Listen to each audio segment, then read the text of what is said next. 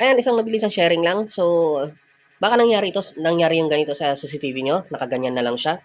So, baka kagaya sa nangyari doon sa isang client ko last week. Nag-chat siya doon sa group namin. Ang sabi niya is, Sir, update lang, ganito na itsura ng CCTV. Mayroon siyang 3 camera na naka-install doon. Tapos, nag-chat siya na ganyan na lang ang ng CCTV. So, at first, ang isang reason na possible na gumanyan ng camera is yung power supply. Pero since hindi na kami nagka-chat ng maayos dahil pares busy, pinuntahan ko na lang. May 3 camera siya doon naka-install. Pinuntahan ko na lang. So yan, dahil nakaganyan siya, tinanong ko, ang sabi ko, lahat ba ng camera ganyan? Lahat ba ng camera, ibig sabihin, lahat ba ng camera nakaganyan, naka-blackout? Ang sabi niya, yes sir. So, nung pinuntahan ko, naka-set lang pala siya sa view as channel 1. Tapos, ang naka-view dyan is yung camera na not functioning. Kasi, ano naman siya 4 channel, pero ang may camera lang is 3. So, kagaya dito, meron ako dito 16 channel. Ang camera na naka-install lang is parang 5. So, ang nangyari doon is na-set or nailagay nila yung mouse, tapos napindot nila as wide view, as view 1, yung channel na walang camera. So, pagdating ko doon, ang nangyari, ito lang pala. Nakaganyan siya. View, nakaganyan siya. View as 1. Tapos, ang view niya as 1 is yung channel na walang camera. Ayan.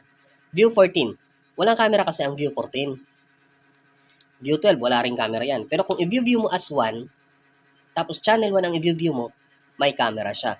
So, kung i-view mo ng by 16, gumagana ang ibang camera. So, ang naging problema niya doon is ganun lang.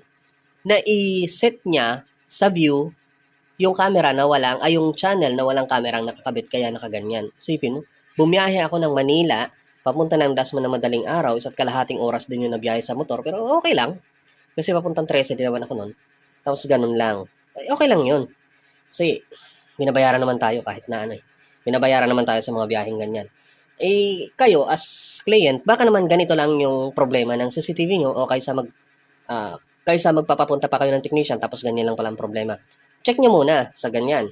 16 channel ang DVR nyo or kung ilang channel ang inyong recorder, may isa doon na nag-blackout, check nyo muna. Main menu, tapos check nyo muna yung view. Baka naman nasa ibang channel lang kayo, ibang channel lang ang naka-open. Tapos, view 16. So, ayan, gumagana na lahat. Ito wala kasi itong mga kamerang to. Dahil ilan na lang to. So, since yan na rin yung nakalagay noon pang nakaraan, kaya hinayaan ko na lang. So, ayan, hanggang ganun lang doon sa mga kliyente, doon sa mga end user. Baka ganun lang yung problema ng CCTV nyo.